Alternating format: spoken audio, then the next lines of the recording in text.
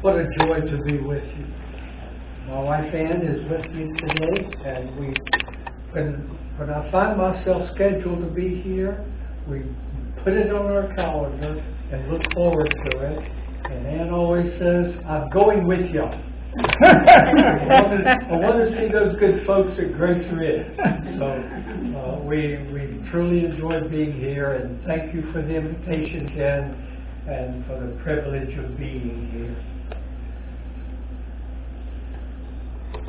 Psalms always provides us an opportunity to express our feelings. If we are fearful, there's a psalm that gives us strength and courage. If we're down, there's a song that lifts us up. If we're too proud, there's a song that brings us down. I want to read to you Psalm 46. God is our refuge and strength, an ever-present help in trouble. Therefore, we will not fear, though the earth give way and the mountains fall into the heart of the sea, though its waters roar and foam and the mountains quake with their surging. There is a river whose streams make glad the city of God, the holy place where the Most High dwells. God is within her. She will not fall. God will help her at break of day. Nations are in uproar. Kingdoms fall. He lifts his voice. The earth melts. The Lord Almighty is with us. The God of Jacob is our fortress. Come and see the works of the Lord. He makes war cease to the ends of the earth. He breaks the bow and shatters the spear. He burns the shields with fire. Be still and know that I'm God. I will be exalted among the nations. I will be exalted in the earth. The Lord Almighty is with us. The God of Jacob is our fortress. Amen. Isn't that beautiful? Doesn't that bring to you a sense of peace with everything that's happening in our world? Folks, there have been times in your life and my life when we have been able to say, life is good. Sometimes I'm driving along or going to Walmart or in the mall or somewhere, and I see someone with a t-shirt that says, life is good. I think all of us have had times like that, haven't we? Mm-hmm. Somewhere in the past, somewhere back there. Maybe today is one of those times for you. The body doesn't hurt today. Our families are secure. When I get a phone call from my children, I always cross my fingers and say, all right, what's it going to be? Is it going to be good news or challenging news? The job, if we have a job, is safe, or the bills are paid, the checks have come on time. When those times come, we need to rejoice. Because there are too many times when life is not good. What a tragedy our country faced today. In Buffalo, New York, when 10 people lost their lives senselessly, others were injured. When humankind was way back there expelled from the garden, remember the story in the first of Genesis. God told man and woman, when they sinned and were expelled from the garden, God told them, life won't be easy. And life isn't easy. We live in a difficult world. And if you have lived long in this world, as I've lived in it, you realize that. Living brings difficulties. In my career as a pastor, I have met hundreds and hundreds and hundreds of people in my churches and throughout the communities that I serve. You know, folks, I don't know anyone who has lived without problems. I don't know anyone who hasn't had a problem, a challenge, a temptation, a tribulation. And you know what I was thinking this week about coming here with you? It is ironic that the things that make us feel good are the same things that bring us problems. I want you to think with me a moment about this. There is no greater joy than to love someone and be loved by someone. Whether that's a spouse, a child, a friend. I love Ann to the depths of my being, and I know she loves me, and that is wonderful. And yet, when the person we love becomes ill, that hurts us, doesn't it? That love brings great joy, but it can also bring very, very deep pain to us. When the one that we have pledged our life to walks away from us, that hurts. I often say that when I get to heaven, I hope there are a lot of seminars, because I want to go ask some questions. And I want to ask questions about relationships, about how we can have so much joy out of the relationship of loving and yet have so much pain in our hearts and minds from it. Or, let me give you another example. Holding one's newborn child. Have you ever had that experience? Holding a newborn child is an experience like no other.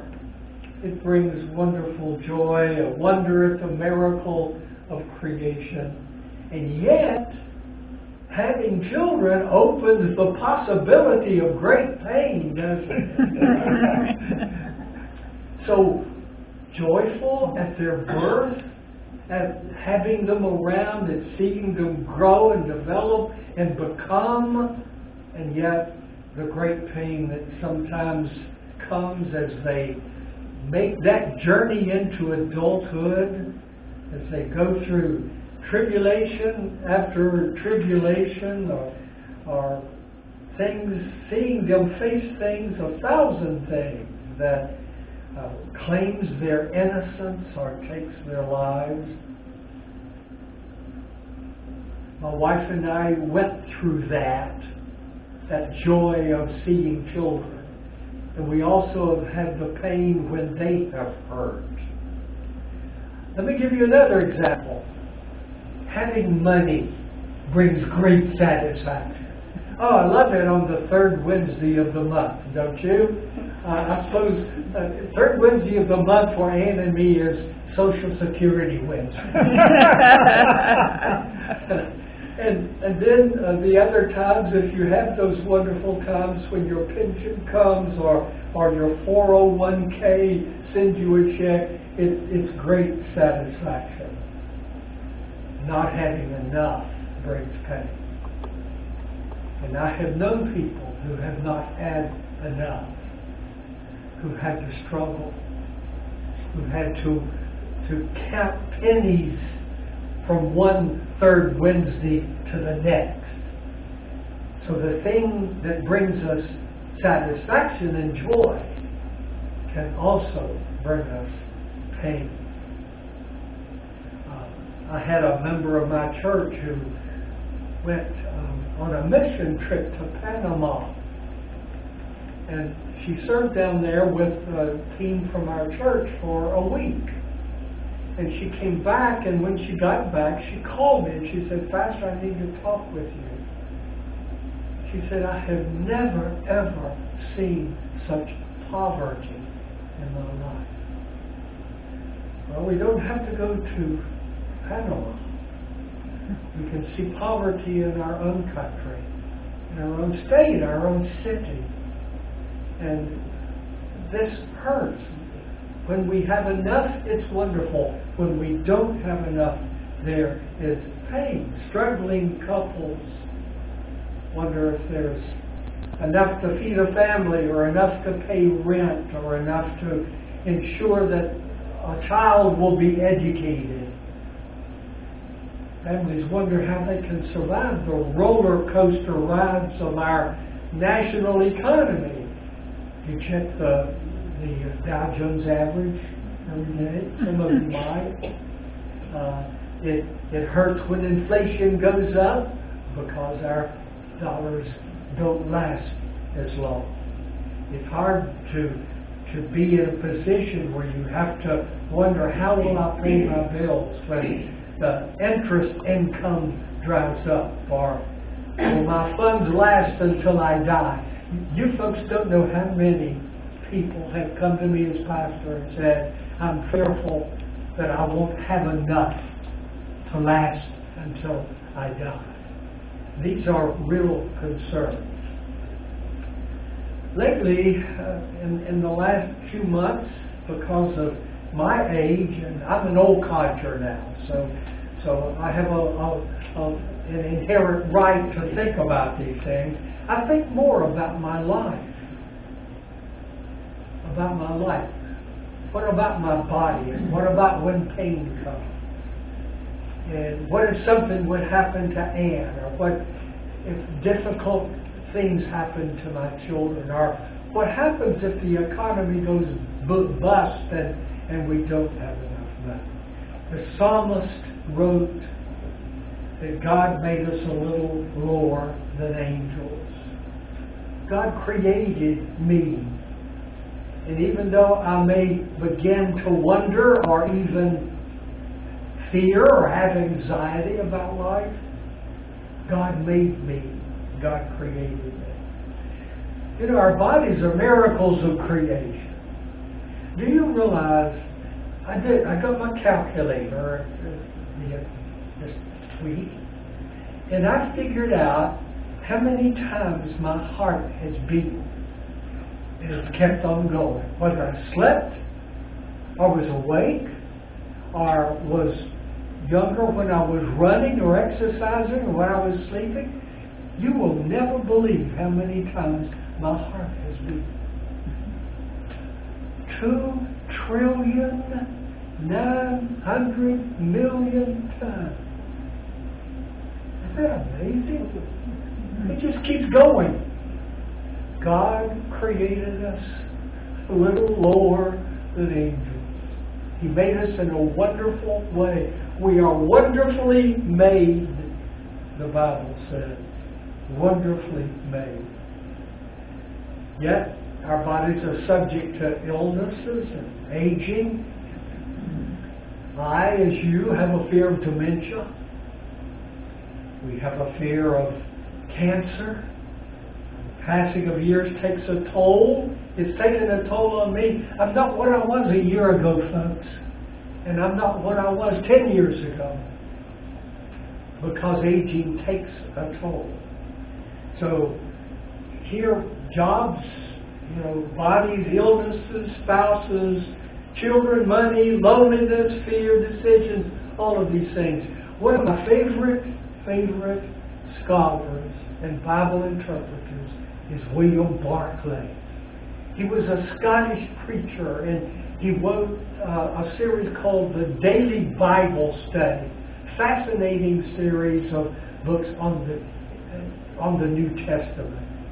And once in one of his books, he was writing about why he went to church. And you know what he said? One of the reasons? I go to church because it's my spiritual hospital.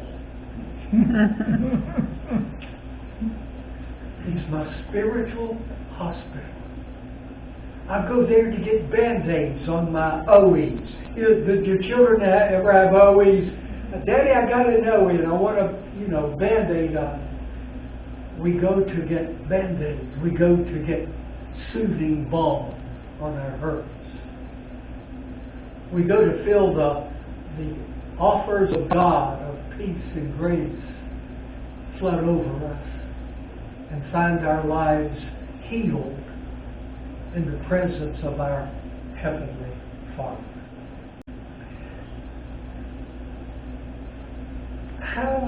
do you and I find this healing power, this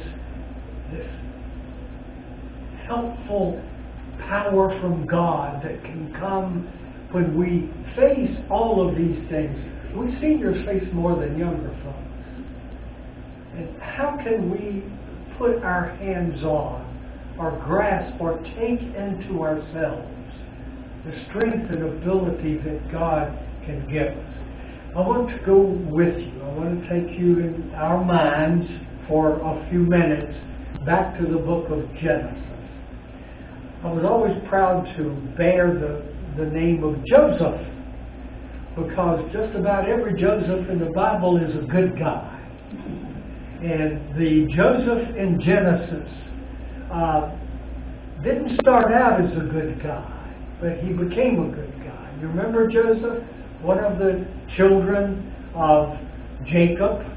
I think he was the 11th son that Jacob had, and was his dad and mother's favorite. Remember the coat of many colors that they made him? His brothers were out tending sheep, and here he was wearing a nice sport coat around and probably walking through the town. Well, Joseph went through a whole lot of difficulties in his life. It's amazing how many problems Joseph went through. He was attacked by his brothers. He went out to see his brothers once wearing his coat of many colors and bragging about who he was. They threw him in a pit. They got tired of hearing him brag about how he was the favorite. And when a group of camel riders came going to Egypt, they sold him as a slave. And he went to Egypt, and he found himself on an auction block being sold as a slave to one of the officials there in Egypt. And he served as a butler type person. And lo and behold, that official's wife accused Joseph of rape. And they threw him in jail, in prison. And he languished there for a couple of years. And he finally got out by interpreting a dream. And even though he interpreted a dream for a cellmate of his, that cellmate forgot him when he got out. He went through all kinds of problems. But you know what? If you will read the story of Joseph, it begins in chapter 37 of Genesis. You will find that throughout his experiences, the Bible said he made it. He survived being thrown in a pit. He survived being sold into slavery. He survived the auction block. He survived the charge of rape. He survived being in prison. The Bible tells us why. There is a phrase in those chapters, 37 through about 42, 43, that keeps recurring. I'm going to tell you that phrase, and it's important to you and me. The phrase, after it describes the problem Joseph had, said Joseph made it because God was with him. God was with him. Well, the Bible doesn't tell us how God was with him, but in whatever form, God was there, and Joseph made it. That was a long time ago, we say. That was Joseph. He was a biblical hero, and that's a Bible story. What about me? What about this Joseph? I had a member of my church in Roanoke that called me Average Joe. What about the average Joes, the average Ann, the average Susans or Beckys? What about us? And the things that we face, the difficult times that come. Maybe not enough money, maybe the threat of cancer, maybe the fear of dementia. What about us? Will God be with us? Will He? Can we depend on that? Well, does God care about me? There's so many hymns that we sing that tell us that He does. God will take care of you through every day, in every way. God will take care of you. There is no friend like Jesus. He is my friend. He walks with me and talks with me along life's narrow way. We sing those hymns, and they are hymns that are loved by the church because they are true. Now, how does God help you and me?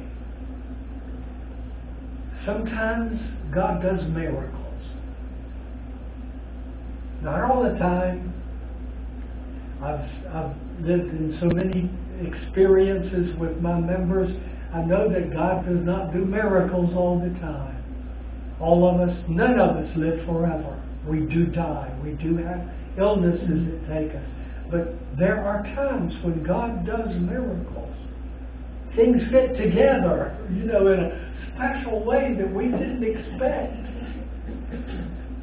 And I can give you chapter and verse of that, but I won't. But God does miracles sometimes. Things so out of the ordinary, beyond human understanding, that the only answer is that God did it. God does not send a hero to help us every time we're in trouble. He doesn't always send an angel. Sometimes, but not always, to rescue us from every situation. But folks, I want to say it again. God helps us. Just as He helped Joseph, God is with us. He will be with us in our need. How? Now, that's the question, and I want to hopefully give you an answer. I think the answer is found in John 14. I teach a Sunday school class at First Baptist, and I have told my class often that if I were somewhere and only could take a few chapters of the Bible, I would take Matthew 5, 6, and 7, the Sermon on the Mount, and I would take John 14, 15, 16, and 17.